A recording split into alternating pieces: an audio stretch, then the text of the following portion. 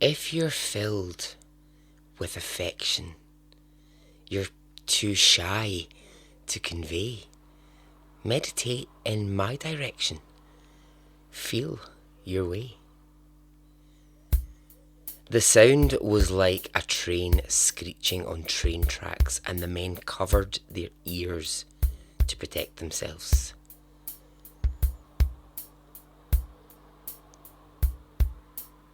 He became conscious, the man smiling at him and staring with cold eyes. Lacerations across his face and his body. I got chills. They're multiplying, and I'm losing control. 'Cause the power you're supplying, it's electrifying. An omen, a sign. It was a terrifying sight, something they had never seen before. You better shape up, 'cause I need a man. And my heart is set on you. You better shape up. You better understand.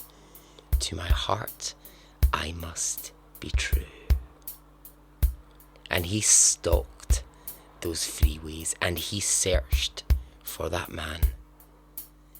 And in the air vents, no one knew what was hiding. It was 1978. Grease was the biggest film of the year. John Travolta and Olivia Newton-John were the biggest stars on the planet. Jimmy Carter was the American president. Unemployment rates rose to 7% of people in the UK being unemployed. Two of the biggest games ever to exist were to come out in this year. Hungry Hippos and Simon Says. And the Bee Gees' How Deep Is Your Love is a huge hit. But there's also a darkness in the form of some of the worst monsters the world will ever know. 1978 wasn't all platforms and big hair. There was a darkness lurking underneath. Welcome to Extraordinary Stories podcast.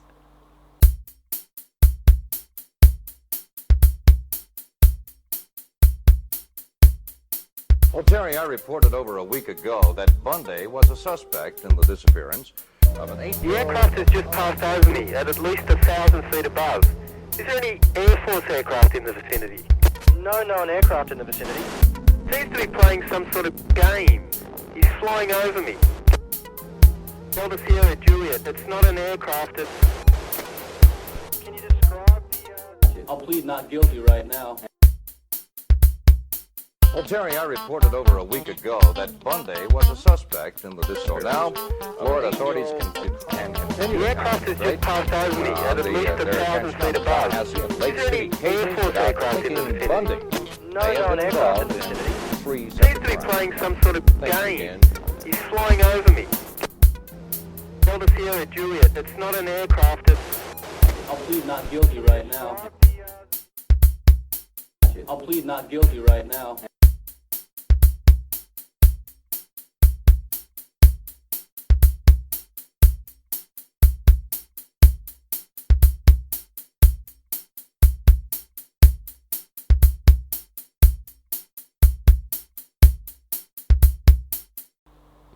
Hey, how are you? Are you well? Are you good? I am. Alright, welcome to part 2 of that 1978 project. So before I continue, before we get to the stories, the complaints department at Extraordinary Stories headquarters this week has been on fire. The complaints hotline has been ringing off the hook because I put some new music in last week and it didn't include Shouty Man. Now, that new music is only for this brief period of time when I'm telling these stories. Shouty Man will return. The normal music will be back. My God, the emails and the messages I got are insane. It's ridiculous. I was like, do you know what? I give up.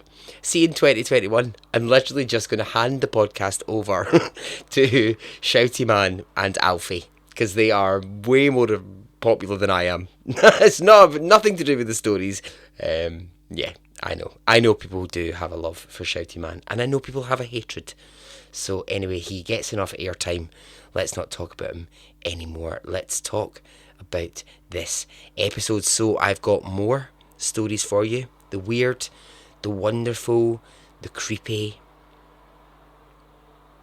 All from that same year. Are you ready? Okay, let's go.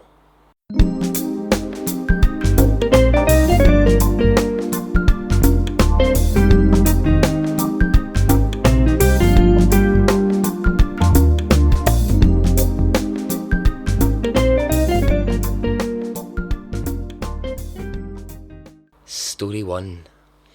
January 1978. The Shriek.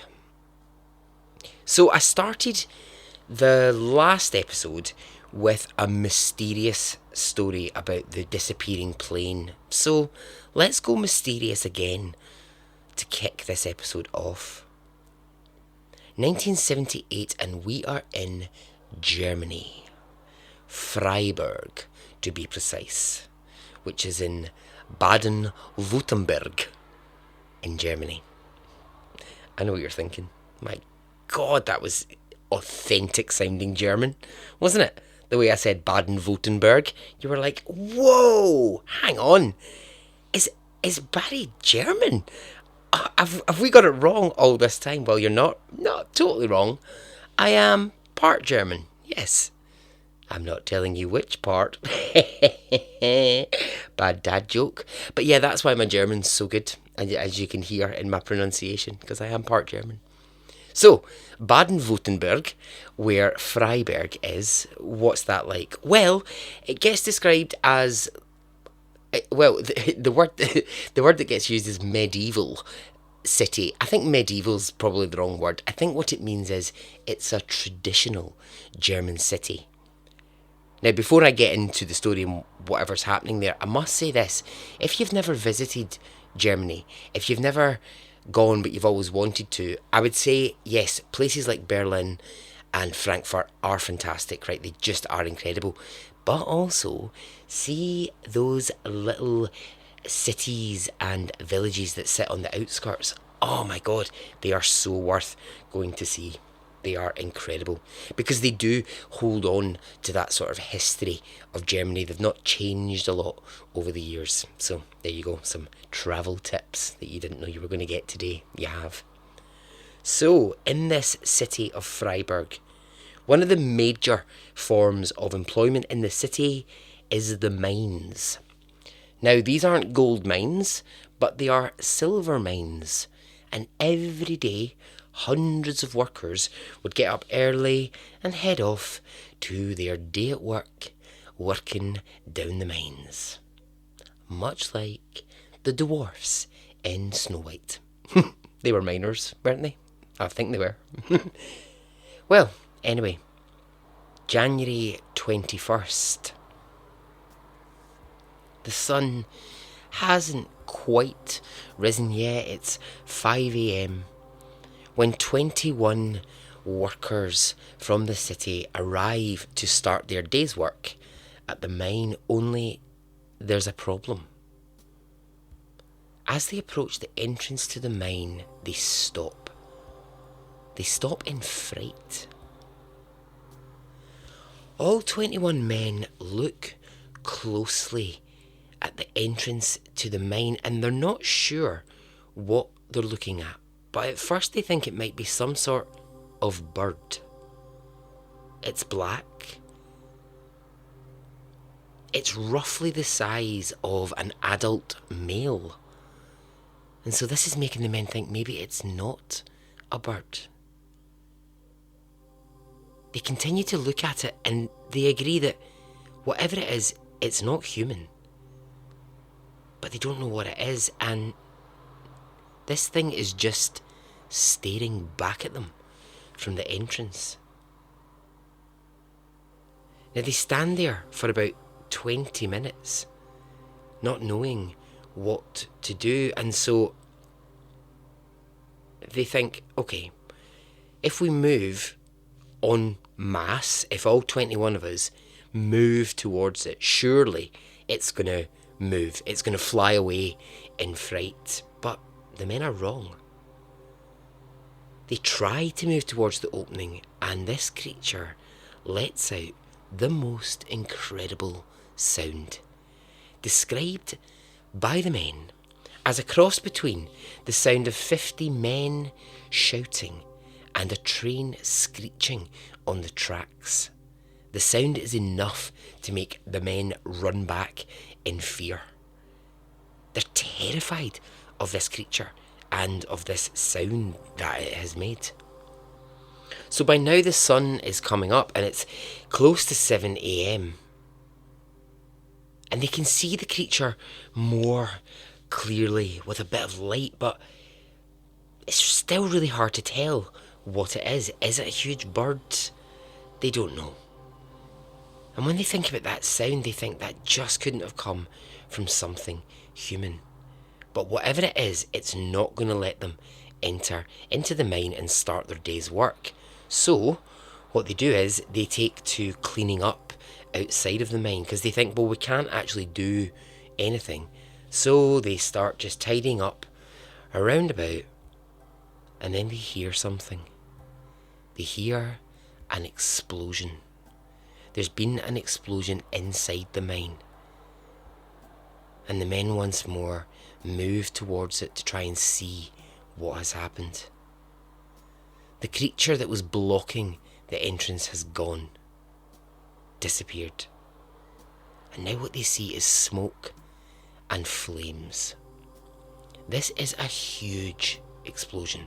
And if those 21 men had entered the mine that morning, they would all be dead. Not one of them could have survived that blast. Now, absolutely stunned by the morning's activities and weirdness, the men make their way back into the town and to their family and their friends. And when they get there, they try to tell the story of how they got there. The entrance had been blocked by this creature, they didn't know what it was, and how the explosion happened. Eyebrows are raised, questions are asked, and I think this is what's difficult. When the men are asked to put that experience into words, they really struggle.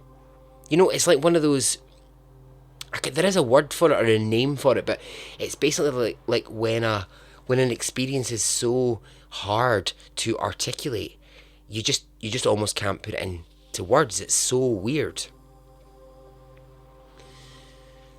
The story casts a weird shadow over Freiburg, and people really will question, did those 21 men actually see something that morning, or what's happening here? Now, this story could be an urban legend. It could be a myth. But here are the facts which support what happened on that morning. Of the 21 men who went to work that day, only 6 of them ever returned to work in the mine. The other 15 would never set foot near it. They were too freaked out, too traumatised by what they'd gone through that morning. The 6 who did return all went on to suffer from mental health problems, and the common symptoms included insomnia, paranoia, and depression. 2 of the men who chose not to return to work became so obsessed by their experience that They set out to discover what could that creature have been, and they wandered into looking at mythology, strange creatures, other sightings across the world of birds or things that had arrived to send warnings. These two men would mysteriously die before they reached the age of 30, although both of them were in good physical health. So the question is this: what was that creature that morning, and did it save the lives of those 21 men? Were they being warned by that creature not to enter the mine? The 19 who survived refused to talk about the experience as they got older. They just closed down and wouldn't speak about it. And now the Freiburg mine story is a thing of legend. But something stopped those men entering that mine and meeting their death that morning in January 1978. I do just want to say that if I was one of those 21 men who'd arrived and there was a huge thing that I thought might be a bird, especially one the size of an adult male, I would be out there so bloody fast. I'd be like, see ya! I'd be running down the hill. Goodbye. Okay, so just a little weird one to get us started. Okay, let's go to 1978. Wasn't it great? Okay, what was happening in that year? Well, the little yellow Lego man was created. You know, the little yellow Lego dude? You can put hats and all that on him. Well, he was first created in 1978 in Iran. 420 people died inside a cinema, which was set on fire by 4 men who were attempting to overthrow the Iranian monarchy through a series of terrorist attacks. And in America, in Illinois, the first ever fully cellular mobile device was created. Okay, story 2, March 1978, and I'm calling this story Under the Statue.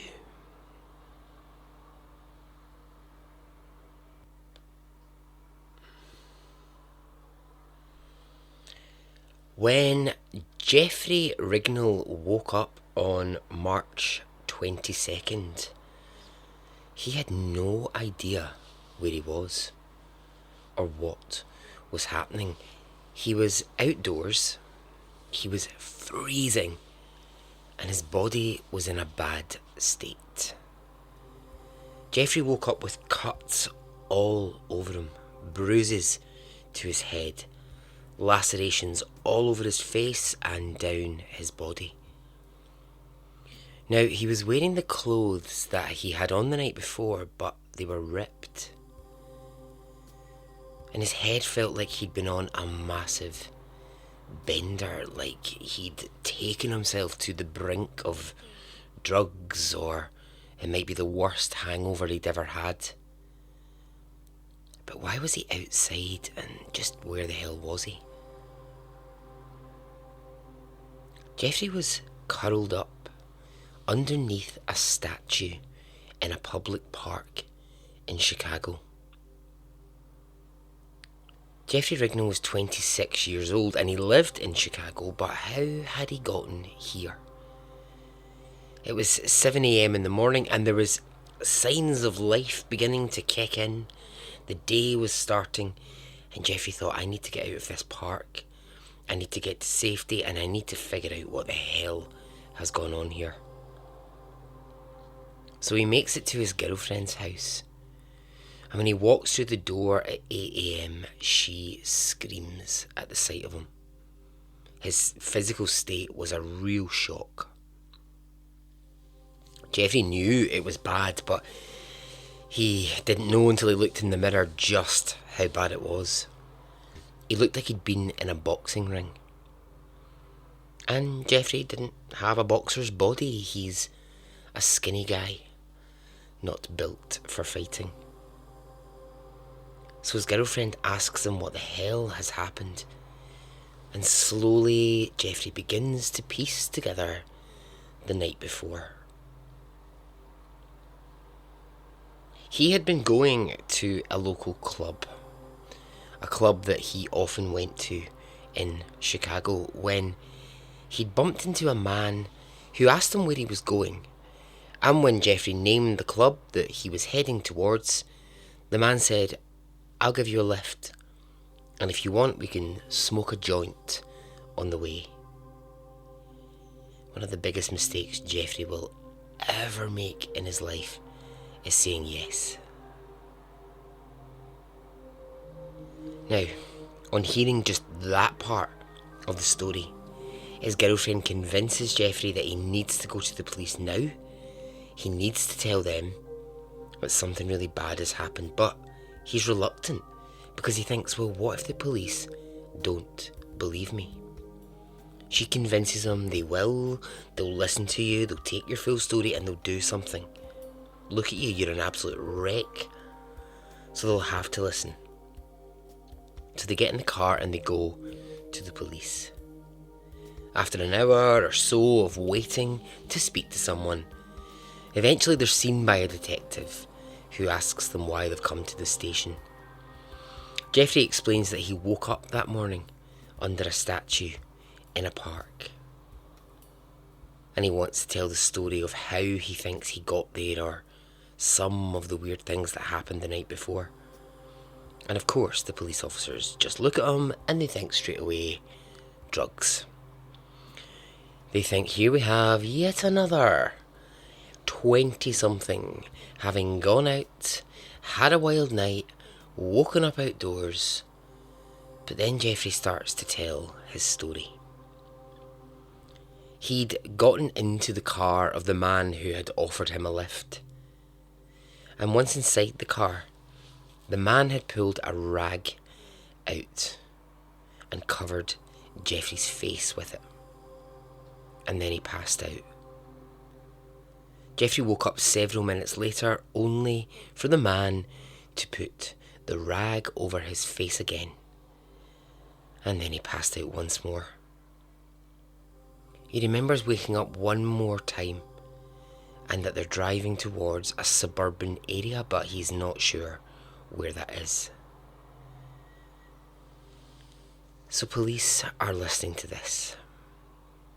His girlfriend is listening to this. And she believes every word of what Jeffrey has to say. But do police? Well, they're sceptical.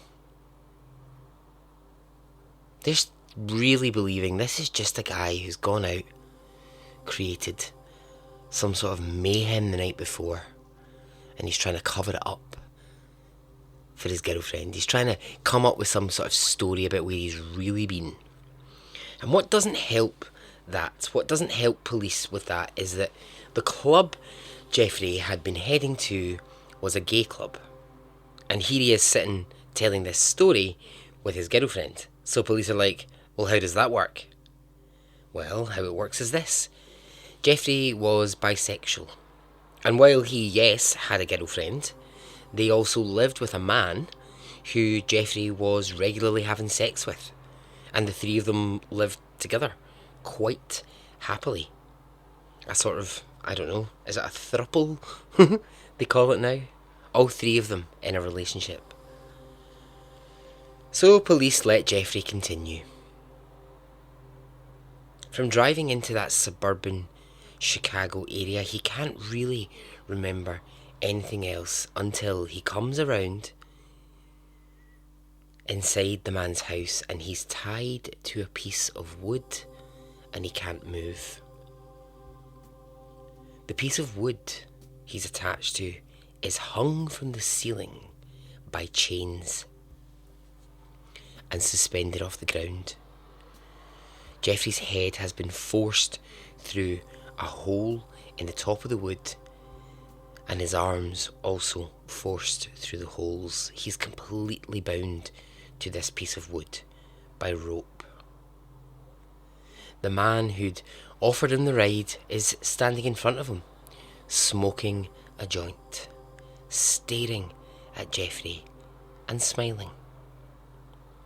The man is naked and has a huge array of sex toys laid out on a table.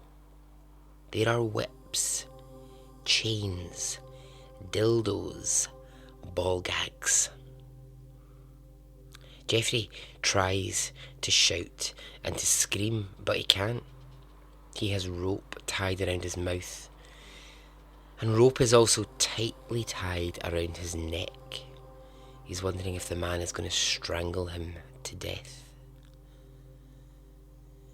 The man who's brought him here picks up the sex toys, the dildos in all their sizes, and he starts to describe to Jeffrey how he's going to use them on him.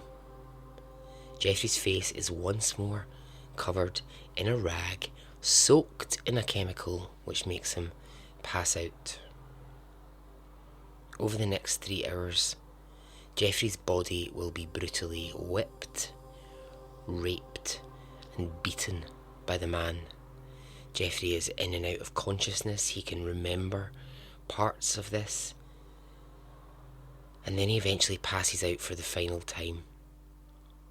And the next thing we know is where the story started. He's waking up under that statue in a park miles from the house that he's been in. The story doesn't really do anything to make the police less sceptical. Men raping men. That doesn't really happen, does it? They're thinking. Don't think so. I mean, they can see Jeffrey's in a bad way, physically, yeah. But they're thinking, no, we know what's happened here. You've gone out to that gay club. You've got yourself into a situation that you couldn't handle, and now you're trying to cover it. Jeffrey says, no, I can assure you, I was taken by an absolute psychopath. So the police jot down the details and they let Jeffrey leave the station. He cannot believe the police are not doing more. Why are they not asking for more details? Why are they done listening to him? It really is a case of thanks very much, Jeffrey. Now be on your merry way. Over the next month, Jeffrey goes into a very dark place mentally. I mean, obviously, he is traumatised by what's happened. And he decides if police won't believe him, he's going to bring them the proof. He's going to make them sit up and listen. So here's what Jeffrey does. He goes out and he buys a new notebook. And he begins, I suppose, what you could only describe as an obsessive journey to find the man who did this to him and to make police listen. So he starts this by going back to the place where he met the man, where he was first offered that ride, and he thinks that he can remember the car. So he sits there and he waiting for the man to arrive. But it's a slow start. Weeks pass and the car doesn't appear. But Jeffrey's not going to give up the search.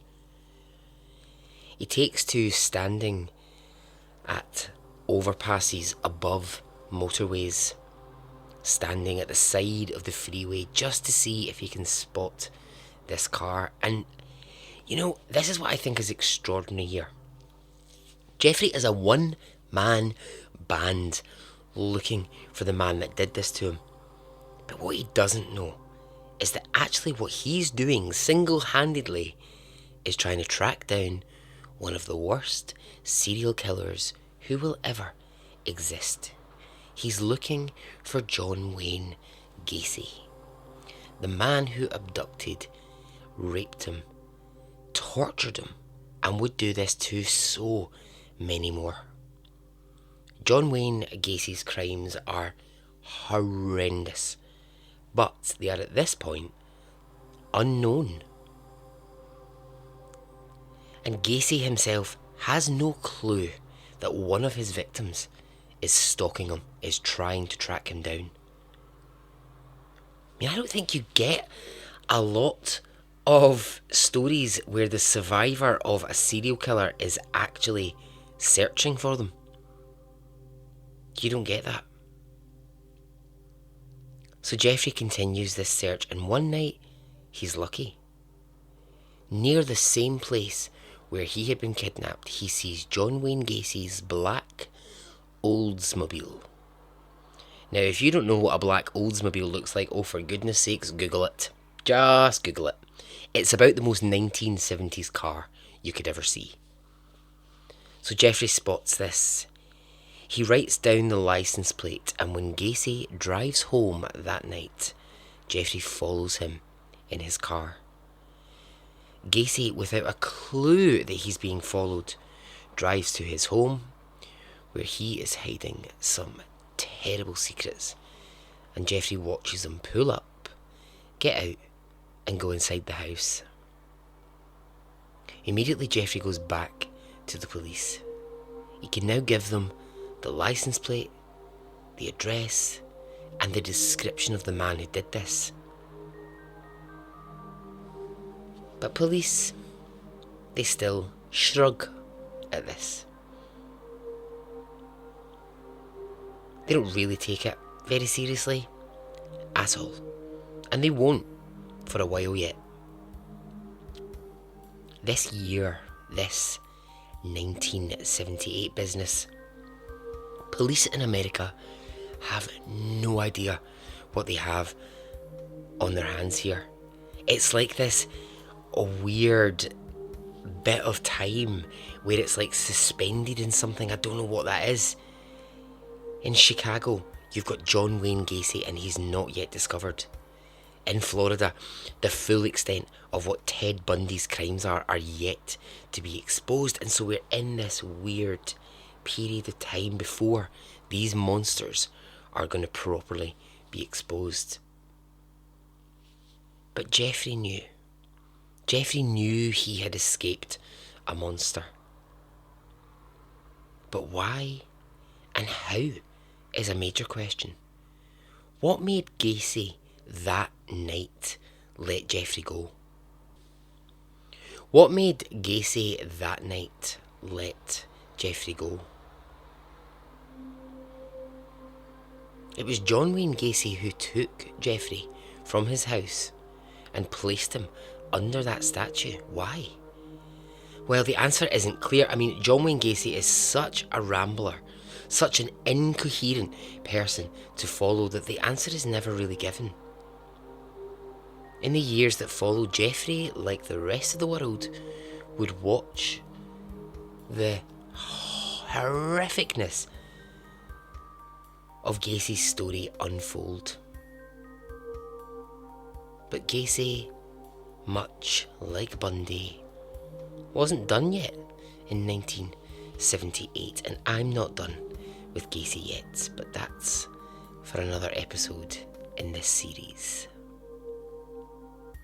Jeffrey died in the year 2000 from AIDS, and tributes were paid to him for being brave enough to stalk the man who put him through this, and to be that lonely voice in the crowd at a time when male rape was looked at with suspicion.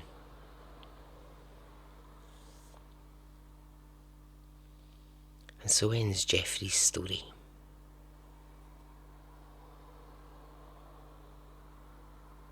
(1978), wasn't it great? NASA unveils for the first time female astronauts. 4 women were chosen to be the first females to ever take astronaut training. Elsewhere, Volkswagen stop production of the Beetle. That world famous car stopped being produced in 1978, and the biggest TV show in the USA is Happy Days. Okay, story 3. Dying to get in. Alright, let's go somewhere fabulous. Let's go somewhere where the disco music is pumping and everyone's like, ooh yeah, it's disco. And they're like, I'm so cool. When the body of a middle-aged man wearing a full tuxedo is discovered in the air vent inside of a New York club, questions are asked. Mainly, who is this man? Why the hell is he in the air vent?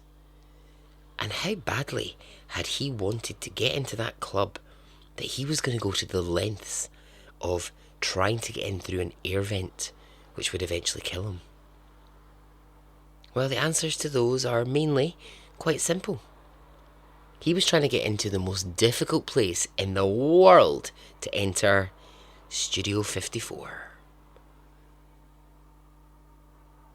Why were people going to those lengths? In fact, why were people travelling 10, 20, 30 hours to come to this club? Why were people queuing up in the street for days to get in? Well, the answer is this: it was the place to be. It was the place where all kinds of debauchery took place. It was the most famous club in the world. So what's so special about it? I mean, surely it just started as another club in New York. Well, actually, no, it started as an opera house. That's what it originally was when it was built. It was an opera house. And then it was taken over by CBS, the television company. And they used it for many years to film lots of really well-known TV shows. Really well-known TV shows. But they decided to close it down. And when they did, they left behind all of the kind of original features of the TV studio. So it still had all the lighting, the sound stage, it still had all the original seating. And so when it went up for sale, there was some serious interest. People really wanted to buy this building because they could think of other ways that it might exist. So a German supermodel named Uwe Harden. God, there's a lot of Germany kicking about in this episode, eh? Uta Harden. What a name. Sounds like a porn star, never mind a supermodel. Uta Harden was a big deal in the modelling industry in the mid-70s, and he had some cash to spend. He owned a gallery in New York which had done really well, and so he had this kind of money kicking about. Thought, hey, I might make another investment. And so he looks at this building and he thinks, I'm going to invest in it. And he starts looking for a business partner. And he finds a man called Steve Rubell. And Steve Rubell himself is a businessman. He's in his early 30s, moderately successful, and he's got a small business running some steak restaurants and small hotels. And he works with a man called Ian Schrager. Now, Ian and Steve have been business friends for many, many years, but the German supermodel is new to them. They don't really know who he is. So Steve Rubell, he's one of these guys, he would have like a million careers in his life, really. I think at one point he was a dentist, then at one point he was in the military, and, you know, he tried lots of things, but he'd found his way into the world of business. So now you've got these three men. You've got Steve, you've got Ian, you've got the German supermodel. And this is where a bit of double crossing will begin. Steve and Ian decide they don't need the German supermodel, so they kick him out. They cut him out of the business, and they decide they're going to buy this building before it's even begun. Now this gives you a good idea of the sort of cutthroat world of business. But you know, as they say, all is fair in love and business. Or something like that. They say something like that. I don't know. My business lingo is maybe not on point, but it's something like that. Anyway, Steve and Ian, well, they've just bought this massive building and they're going to have to decide what to do with it. So they think, let's make it a club. Now, they've each invested $400,000 of their own money. So this needs to be a success. And they know that straight away. They're like, this has to work. Like, we've got to make lots of money out of this. How are we going to do that? Well, they decide what they're going to do is they're going to make it exclusive.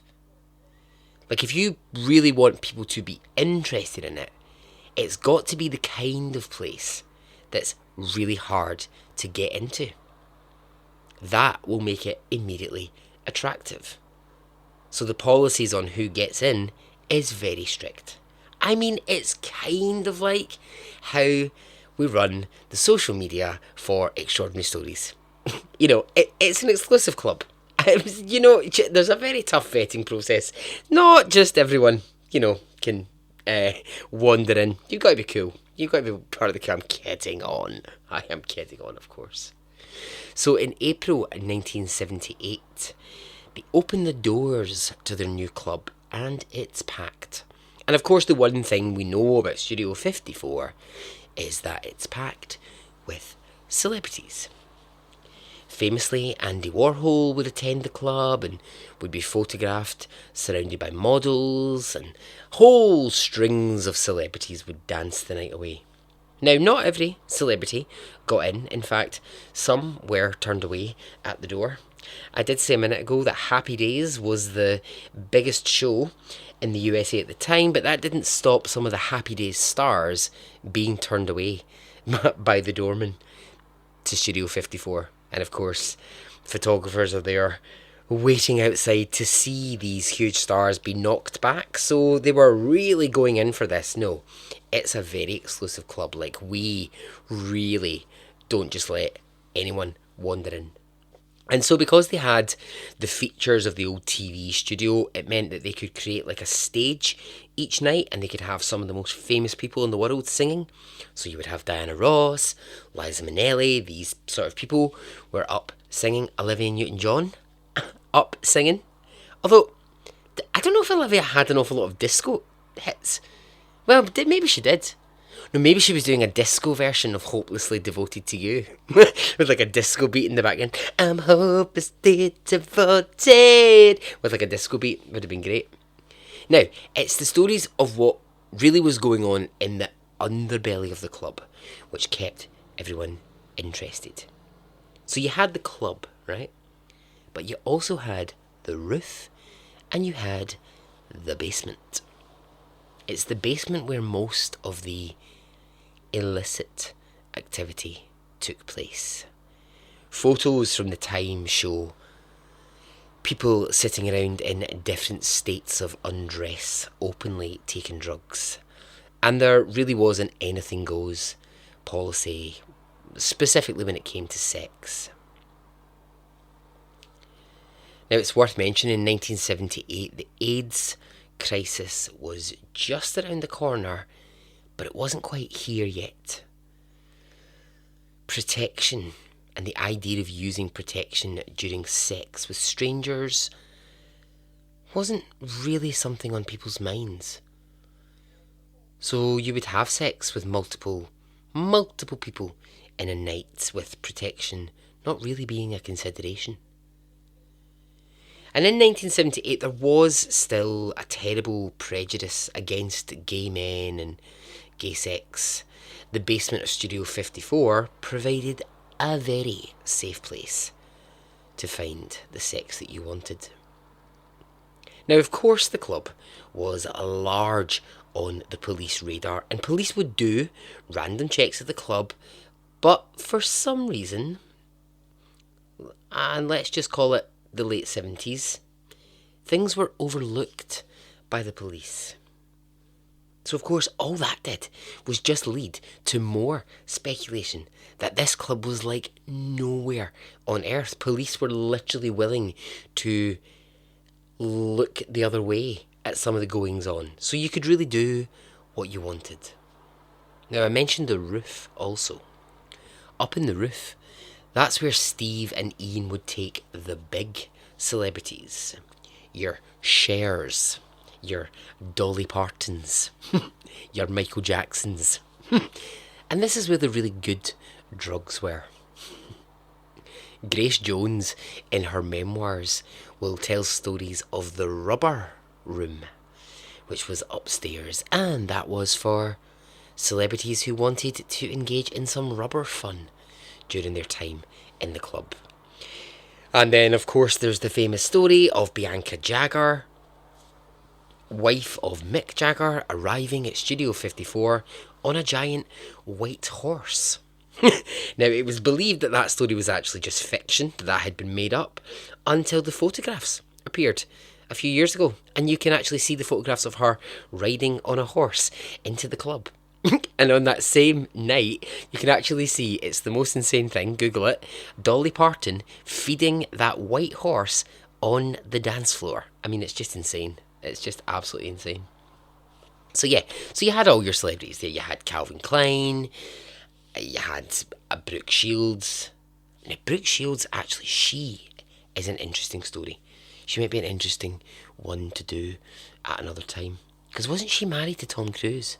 Or did she date him? Something like that. I think she's crazy now, isn't she? She's big into Scientology. Although, saying that, I have to be very careful. Because Scientology have closed down many, many podcasts. They take it very seriously if people talk about them badly in a podcast. They actually just get them shut down. So, if you're listening... Hi, this is a message to Scientology. Hiya, it's Barry. How you doing? Big fan. Woohoo! Great work. Please don't shut my podcast down. Or make me tell you all my secrets so that you can use them all against me. Okay, love you. Bye. Just to give you an idea of how insane everyone was in this club, 2 months after it opened on a busy Saturday night, there's a call to the club from police and they say it's a bomb threat. Someone has called police to say that a bomb has been planted and it will go off at 1 a.m. Steve Rubell receives this call and he tells his business partner about it. They begin to tell others in the club, and before you know it, it's gone round everyone and the whole club knows that at 1 a.m. a bomb may go off.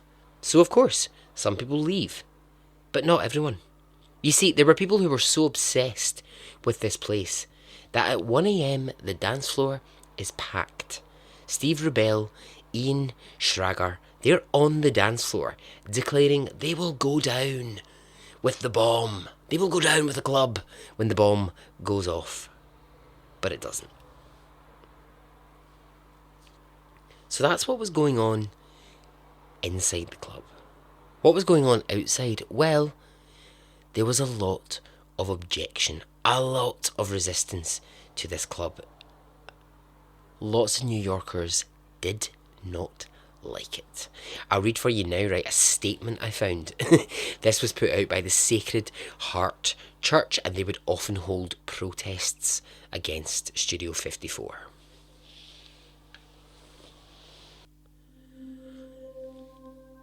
Studio 54 is a moral obscenity to every decent resident of New York. More than just a protected haven for drug use by the beautiful people. Studio 54 glamorizes marijuana and cocaine use to our youth. There must be no double standards. We need a drug-free America. Shutting down Studio 54 will begin the reversal of the spiritual and moral decay of our city. We call on all religious, civic and other organisations and every moral individual to join our prayer vigil and peaceful demonstration against Studio 54. Friday, 9 p.m. It's really believed that the club was this sort of rotting underbelly of the city. Now for Steve and Ian, the owners, they're having a ball. They are having a great time, but reports are starting to come out that actually Steve Rubell could be a massive dick. Basically, he was just really not very good to his staff. He would slap bartenders around the head. He was verbally abusive to people. And eventually, one night, a young guy working in the bar, decides he's had enough of Steve and he's going to make a call about it. But the call's not going to be to the police. Instead, it's to the IRS. This worker wants to let them know that Steve and Ian are playing it pretty fast and loose with their tax. They'd paid $8,000 in tax for the club at that point, despite bringing in almost $20,000 a night in takings. So this sets in motion the beginning of the end for Studio 54. But you see, Steve Rubell won't go down without a fight. And he's thinking, I've got something up my sleeve here. And it's standing right in front of me. It's celebrity. As much as the celebrity part of it has been its biggest success, he will use it where he has to save the club. Now, at the time, the president of the USA is Jimmy Carter. And Jimmy has a man employed in his staff who is in fact his chief of staff, called Hamilton Jordan. Now, Hamilton Jordan is a very well-respected man, very close with the president, got a real position of power within the White House. But he's also a man who enjoys a party. And he's been many times to Studio 54, and he especially enjoys the drugs. And so when Steve Rubell is faced with the threats from the IRS that they're going to shut down his club, he says, "You expose my tax fraud and I'll expose exactly what the president's chief of staff gets up to in the basement of this club." And so this threat, it works for a while. It gets the IRS off his back, and rumours around the president's friend and his drug taking, they all calm down. But that's not going to go away for too long. The IRS are back a couple of months later, and they're looking at the books, and they realise just how little money they've actually been paid. And it's now that all of those staff that Steve has mistreated will really be able to get the boot in. They can reveal to tax inspectors exactly where the money is. It's hidden in the ceiling of the club. Steve and Ian have been hiding bags and bags of money. Thousands upon thousands of dollars is hidden in the ceiling of the club. And it's not long before they're both arrested for tax evasion. And each will spend a short stint in a New York prison. And that's the start of the real decline of Studio 54. The bubble had burst. It began to wind down with Steve and Ian in prison. And when they came out of prison, they moved on to different ventures. And of course, the legend is born. Because it had been this thing, and it was this thing no longer. In the 80s, there was an attempt to reopen it, but it never worked the same. It just was never going to be the thing that it was in 1978. It's much like what people said about Grease 2, you know? As much as you like Michelle Pfeiffer, people will say Grease 2 was always going to be a turkey because it was never going to be as good as the first film. I don't agree, but, you know, you get the comparison. Into the early 80s, the AIDS epidemic hit New York hard, and there was real fear around these clubs, and the city was becoming a different place. Steve Rubell died in 1989 from complications from HIV, and Ian Schrager is still alive and living in New York after going on to be one of the most successful businessmen in America. And what about the guy who died in the air vent? Well, his name has never been revealed to the press. He was just another guy who wanted so badly to get in to Studio 54 that he was willing to try anything and died in the process. And so ends the story.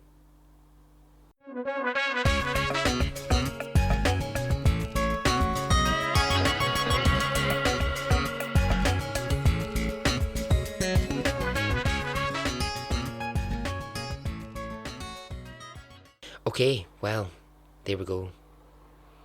That was Trip 2 to 1978. And in Trip 3, we're going to see that if any of you thought that 1978 was already shaping up to be a bonkers year, just you wait. It gets worse. So much worse. Alright, I'm out of here. If you want to get in touch, please do join the Facebook group. I promise that isn't an exclusive club that you can't be part of. You can. Say hi. I'm on Instagram. I'm on Twitter. Remember, I've got merchandise if you're looking for a Christmas gift for someone. And yeah, lovely to speak to you. I'll speak to you soon. Okay. Love you. Goodbye. Well, Terry, I reported over a week ago that Studio 54 is probably the Mount Olympus of the disco world. The people who set the style for disco really start all their numbers here at Studio 54. Right now it is the center of the universe for those who dance to 125 beats a minute. There's people behind me are waiting to get into 54. Some of them have been waiting for hours. Some will wait nearly all night. You see, it's worth it I'll to plead them. not guilty right now. Well, Terry, I reported over a week ago. Well, my feelings, I'd like to see them, do something to him besides put him in a, institution. I'd like to see him be, killed, if I got enough feelings to say. Prosecutor Robert Egan named Mrs. Wood's son along with all of Gacy's other victims as he opened for the state. Egan described Gacy as rational, premeditated, and evil, who killed his victims like flies when they got in his way. Carefully planned murders that resulted in bodies and bodies. I'll plead not guilty right now.